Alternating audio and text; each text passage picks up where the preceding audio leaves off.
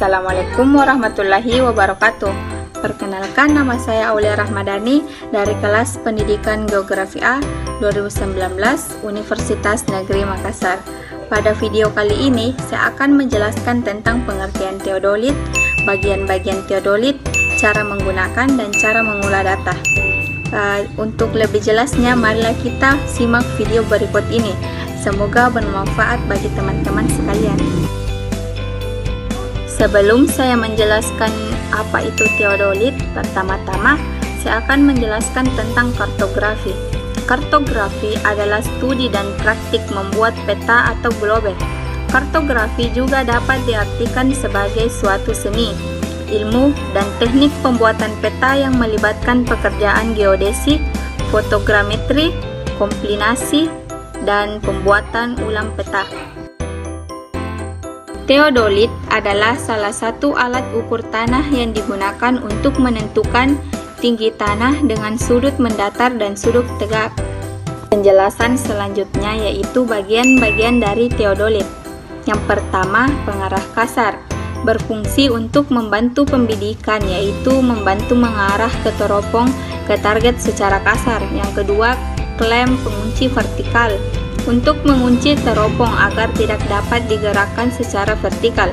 Yang ketiga, penggerakan halus vertikal, untuk menggerakkan teropong secara vertikal ke arah rambu ukur atau objek secara halus. Yang keempat, tempat baterai, berjumlah 4 buah dengan jenis baterai A2. Yang kelima, klem pengunci lingkaran horizontal, untuk mengunci badan pesawat agar tidak dapat diputar secara horizontal. Yang keenam, penggerak halus lingkaran horizontal, untuk menggerakkan teropong horizontal ke arah rambu ukur atau objek secara halus. 7. Skrup pengatur nifo, untuk mengatur posisi gelembung nifo berada pada titik tengah. Yang ke-8, handle, untuk pegangan tangan pada alat. Ke-9, pengatur fokus lensa okuler, untuk fokus lensa okuler ke objek. 10. Nifo tabung, untuk menyetel posisi sumbu 2 pesawat secara horizontal dan dapat diatur dengan 3 skrup penyamar rata. 11. Display dan papan tombol, untuk pembacaan skala lingkaran vertikal dan horizontal. 12. Nifo kotak, berfungsi untuk menyetel posisi sumbu 1 berada pada posisi vertikal. 13. Plat dasar, untuk bertumpunya pesawat teodolit. 14. Lensa vertikalising, untuk melihat dan memosisikan sumbu 1 berimpit dengan titik berdiri pesawat atau titik tertentu di bumi. 15. Klem pengatur fokus benang, untuk memperjelas benang pada lensa, benang atas, benang tengah, dan benang bawah. Cara menggunakan teodolit. Yang pertama, letakkan pesawat di atas kaki 3 dan ikat dengan baut. Kemudian setelah pesawat terikat dengan baik pada statif, pesawat yang sudah terikat tersebut baru diangkat dan Anda dapat meletakkannya di atas patok yang sudah diberi paku. Kedua, tancapkan salah satu kaki tripod dan pegang kedua kaki tripod lainnya. Kemudian lihat paku di bawah menggunakan centering. Jika paku sudah terlihat kedua kaki tripod tersebut, baru diletakkan di tanah. Ketiga, setelah statif diletakkan semua dan patok beserta pakunya sudah terlihat, ketiga kaki di statif baru diinjak agar posisinya menancap kuat di tanah dan alat juga tidak mudah goyang.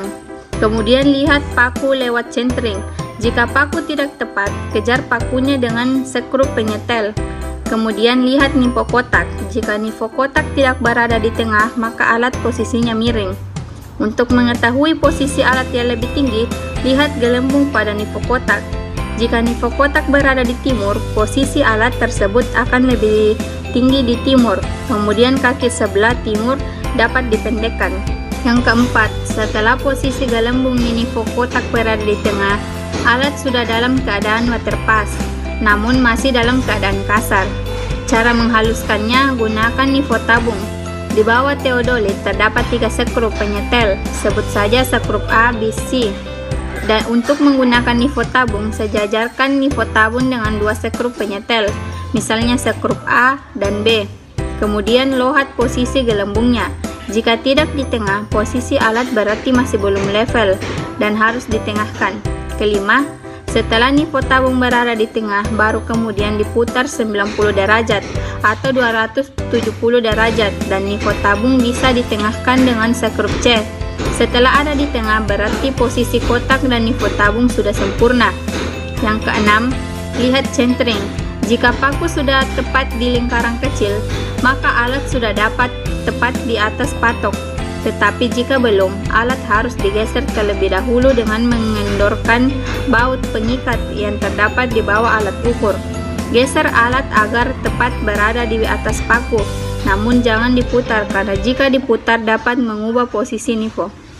Yang ketujuh, setelah posisi alat tepat berada di atas patok, pengaturan nivotabung perlu diulangi seperti langkah di atas, agar posisinya di tengah lagi. Kedelapan, setelah selesai, tentukan titik acuan yaitu 0 derajat, 00 menit, dan 00 detik. Dan jangan lupa mengunci skrup penggerak horizontal. 9. Nyalakan layar dengan tombol power, kemudian setting sudut horizontal pada 0 derajat, 00 menit, dan 00 detik, dan tekan tombol 0 set 2 kali. Tekan tombol F per persen untuk menampilkan pembacaan sudut vertikal.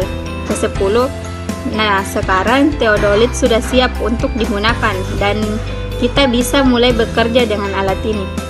Rumusnya yaitu jarak miring, benang atas dikurang benang bawah dikurang 100 dikali sin sudut vertikal.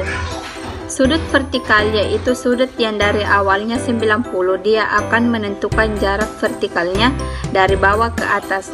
Jarak datar, benang atas dikurang benang bawah dikurang 100 dikali sin sudut vertikal pangkat 2. Elevasi titik target, delta H atau elevasi titik berikutnya sama dengan 90 sudut vertikal dikali jarak datar ditambah tinggi alat tinggi target. Koordinat titik berikutnya, untuk mendapatkan nilai koordinat X pada titik selanjutnya adalah X sama dengan sin HZ dikali DX BM berdiri alat. Sin kali asimut atau putaran sudut dari alat ke backside menuju ke titik berikutnya dikali jarak datar ditambah nilai X pada tempat berdirinya alat atau BM1. Itulah untuk mengetahui koordinat titik X. Untuk mengetahui koordinat titik Y, maka Y sama dengan cos HZ dikali D tambah Y atau koordinat Y berdiri alat. Y sama dengan cos asimut atau putaran sudut dari titik alat berdiri BM1 backside, putaran sudut ke titik jurusan berikutnya. Cos asimut dikali jarak datar ditambah norting BM1 atau Y BM1 sudut tersebut. Baiklah, itulah tadi materi yang saya bawakan dari teodolit. Kurang dan lebihnya mohon dimaafkan. Wassalamualaikum warahmatullahi wabarakatuh.